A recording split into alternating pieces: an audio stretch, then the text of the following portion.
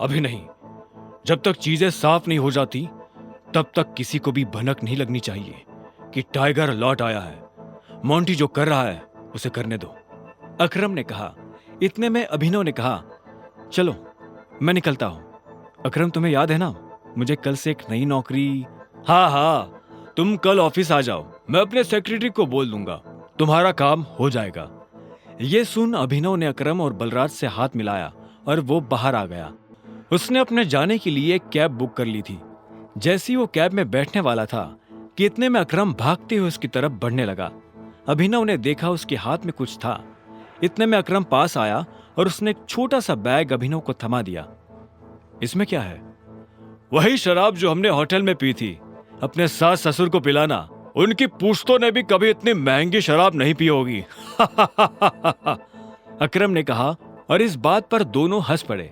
आखिर में अभिनव ने कहा, इन सब के लिए thanks, thank you so much. और तुम्हें भी वापिस आकर हमारी उम्मीदें जिंदा करने के लिए, अकरम ने कहा।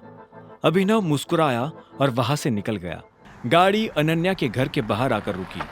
अभिनव नीचे उतरा और गहरी सांसें लेते हुए घर के अंदर पहुंच गया। उसने देखा कि अनन्या के माता पिता यानी शर्मिला और राजीव सोफे पर बैठे हुए थे। वो उन्हें देखते ही पहचान गया था। वो दोनों भी अभिनव को अंदर आते हुए देख रहे थे। अभिनव जितने अच्छे से मुस्कुरा सकता था वो उतने अच्छे से मुस्कुरा रहा था। नमस्ते मम्मी जी। नमस्ते पापा जी। ये मैं आपके लिए लाया था, अभिनव ने हिचकिचाते हुए कहा और बोतल उन दोनों की तरफ बढ़ा दी। शर्मिला ने अभिनव को देखते ही अपना मुंह फेर लिया था, लेकिन राजीव की नजर जैसे ही बोतल पर पड़ी तो उसने तुरंत अभिनव के हाथ से बोतल ले ली। क्या बात है, ये तो काफी महंगी लग रही है। माय गॉड, क्या खुशबू है, देखो, राजीव ने कहा और बोतल शर्मिला की तरफ बढ़ा दी। शर्मिला ने उसे झटके से दूर किया और बोली, क्या तुम भी? मुझे तो लगता है कि ये कहीं से बोतल चोरी करके लाया होगा। तुम्हें लगता है कि इसके जैसा आदमी इतनी महंगी शराब अफोर्ड कर पाएगा? जो कुछ भी हुआ है उसके बारे में हमें सब कुछ पता है। अनन्या को भी नहीं पता ये सब कैसे हुआ, और मुझे भी लगता है कि ये कोई बहुत बड़ी गड़बड़ हुई है। पर जो भी हो, अब तुम्हारा और अनन्या का जो रिश्ता है उसे बदला नहीं जा सकता। अभिनव ने हाँ में सिर हिला दिया। वैसे भी जो कुछ हुआ उसका उसे मलाल नहीं था। अगर वो अनन्या से नहीं मिलता तो वो अकरम से कभी नहीं मिल पाता। साथ ही वो बाहर की दुनिया में अनन्या का नाम भी खराब नहीं होने देना चाहता था। ऐसे में वो भी नहीं चाहता था कि ये शादी टूटे। राजीव ने आगे पूछा, तो तुम काम क्या करते हो? मैं डिलीवरी बॉय का काम करता था, लेकिन मुझे आज नौकरी से निकाल दिया गया है, अभिनव ने कहा। उसके ये शब्द किसी बम की तरह उन दोनों पर गिरे। इससे पहले कि शर्मिला कुछ कहती, राजीव ने कहा, कोई बात नहीं, लेकिन तुम्हें जल्द से जल्द कोई नई नौकरी ढूंढनी होगी। अब तुम जा सकते हो, राजीव ने शांति से कहा। अभिनव उठा और बाहर निकलने लगा। इतने में शर्मिला के गुस्से में और एक उबाल आया और वो अभिनव के पीठ पीछे बोली, देखो कैसा ढीठ है, ओवर कॉन्फिडेंस देख रहे हो इसका? जेब में 10 रुपया नहीं है पर चल ऐसे रहा है जैसे किसी जंगल का टाइगर हो। भाड़ में जाए ऐसा कॉन्फिडेंस।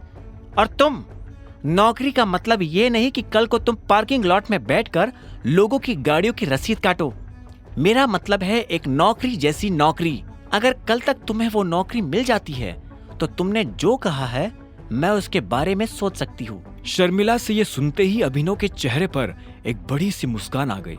शर्मिला को नहीं पता था कि अभिनव कौन है और उसके पीछे किसका हाथ है।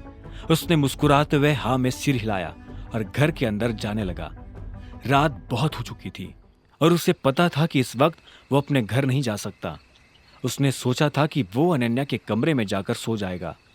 क्या है, रात हो गई है, मैं अपने घर नहीं जा सकता, मुझे सोने के लिए जगह चाहिए। तो क्या, तुमने मुझे यहां मम्मी पापा से मिलने के लिए बुलाया था ना, तो अब तुम जगह दो। तुम्हें क्या लगता है मैं तुम्हें फिर से अपने कमरे में आने दूंगी? तो और मैं कहां जाऊंगा, मुझे नहीं पता। अनन्या ने दरवाजा बंद किया और दूसरी तरफ से चिल्लाते हुए बोली, नौकरों की जगह मालिकों के कमरों में नहीं, घर के स्टोर रूम में होती है।